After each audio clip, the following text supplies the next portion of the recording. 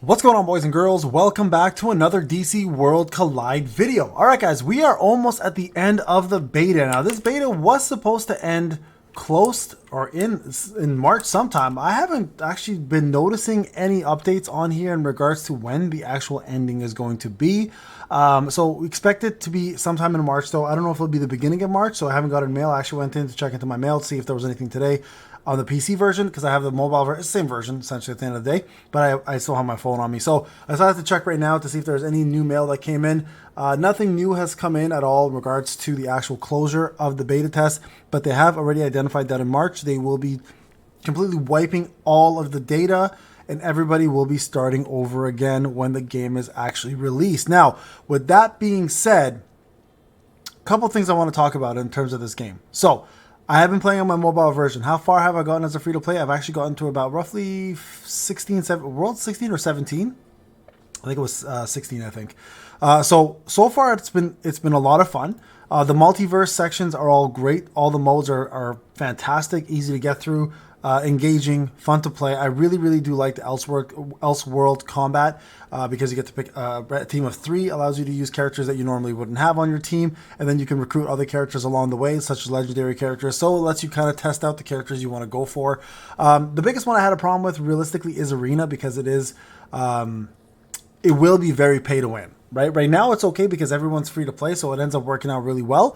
But the more and more I played, the more I realized people who obviously put more time into the game were actually doing better, and that will translate essentially to majority of the people who are going to be whaling are going to be dominating PvP. So there will be I don't think there's going to be a fair version of PvP, to be honest with you guys. So there's Beast Arena, which currently has a new season going on.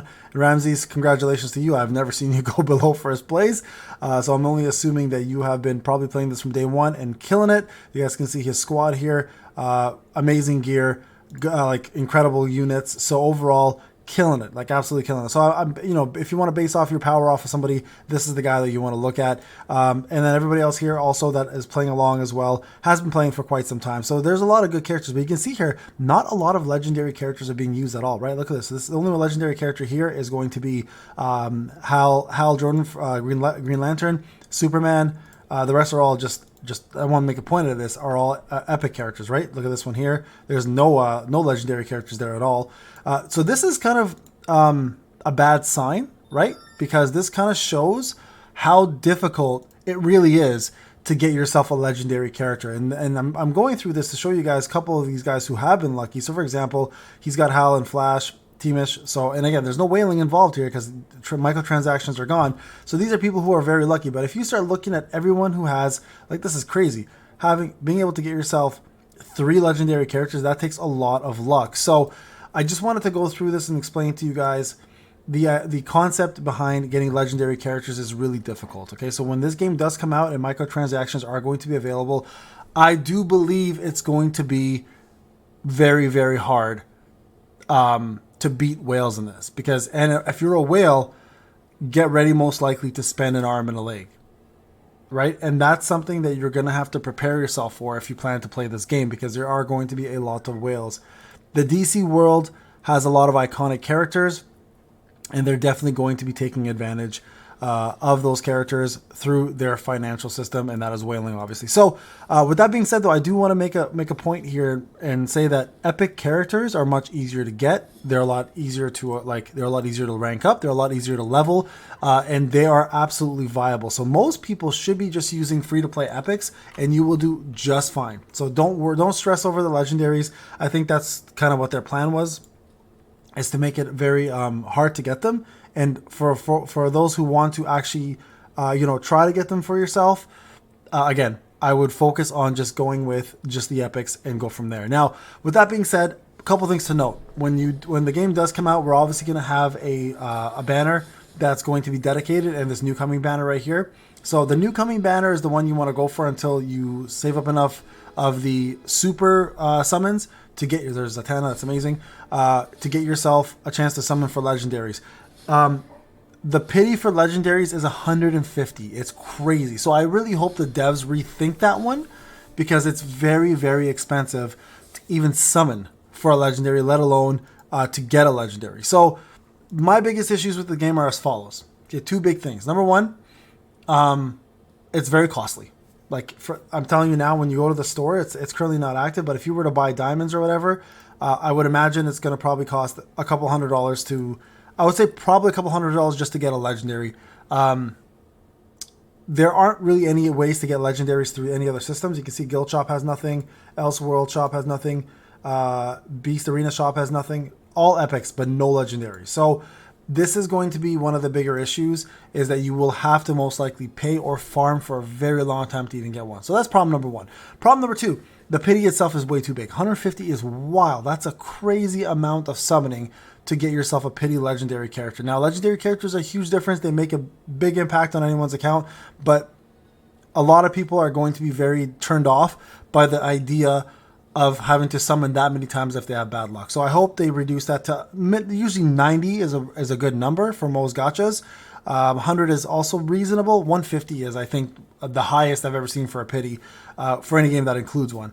Now, the wonderful things about this game, very easy to acquire diamonds. So these are very easy to get. There's a lot of different modes. There's a lot of freebies. There's a lot of events. So diamonds are super easy. The problem with diamonds, of course, is when you go to the mother box, you can only use diamonds to summon on the normal banner. And the legendary banner here requires these tickets, which you cannot actually purchase with diamonds. You would have to purchase them in the real store using real money. Okay, so that's going to be the downfall. But you can get yourself a lot of good options with epics. And this is one of the reasons why most people will stick with epics, because diamonds are easy to acquire. Just complete the stages. The idle aspect of the game is very good. The characters are phenomenal. There's a lot of cool team building you can do. I do love every character's kit. There's always something unique to them. You've got your usual burst damage dealers. You got your AoE damage dealers, though. You got the archetypes, tanks, healers, support, etc. But every character brings something cool to the fold, and I do love the talent system in the game, especially for those who like to, set up a full burst team, a single target, for example. Batman has a skill that is a tactical skill that increases all units' single target damage. So having leaders with specific skills can really, really help you out. And I do like the resonance system. This is what I was referring to, by the way. This is the skill under resonance. Tactical resonance is what it's called.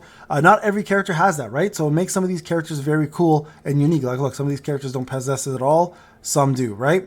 And I do like the resonance system. It gives you a reason to collect characters, because it's not just to collect, quote unquote, and be like a collector, but they actually give you bonuses here and stats when you increase your resonance. A very common theme in a lot of gacha games, right? So this game does a lot of good things right with their characters. The animations are smooth. The characters look cool. They give you a backstory, so you can dive more into that. And then the multiverse mode is phenomenal. There's a lot of different modes to play, so this game will definitely keep you busy and keep you going for quite some time.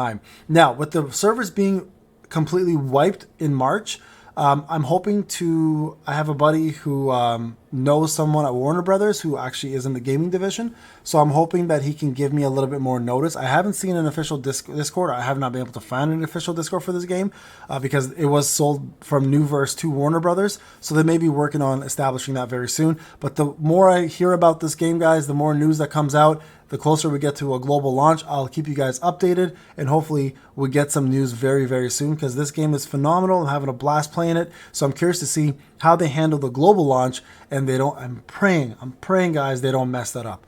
All right, guys, it's Payne. Hope you enjoyed the video. If you've been liking the game, let me know in the comment section how far you've gotten. Have you been playing all along? And are you looking forward to the draw? Are you looking forward to the game being released? If you have problems with the game, I also want to hear that too, because I'm looking at it from a very positive lens with some issues, but I'm curious to know what your problems are with the game since you've been playing. All right, guys, I'll talk to you in the next one. Take care.